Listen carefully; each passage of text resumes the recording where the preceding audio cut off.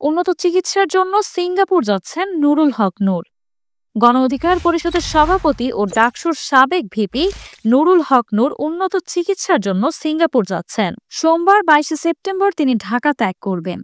রোববার 21 সেপ্টেম্বর দুপুরে গণমাধ্যমকে এ তথ্য নিশ্চিত করেছে গণ অধিকার পরিষদের উচ্চতর পরিষদের সদস্য ও মিডিয়া সমন্বয়ক আবু হানিফ। তিনি বলেন, দেরিতে হলেও নুরুল হক নূরকে বিদেশে চিকিৎসার সুযোগ দেওয়ার জন্য আমরা সরকারকে ধন্যবাদ জানাই।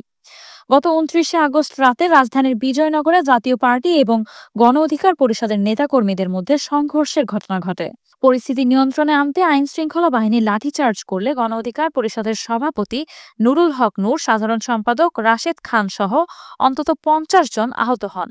গুরুতর আহত অবস্থায় নূরকে প্রথমে ইসলামী ব্যাংক হাসপাতালে ভর্তি করা হয়। পরে চিকিৎসকদের পরামর্শে রাত 11টার দিকে তাকে ঢাকা মেডিকেল কলেজ হাসপাতালে স্থানান্তর করা হয়। প্রিয় দর্শক, এই ছিল সর্বশেষ সংবাদ।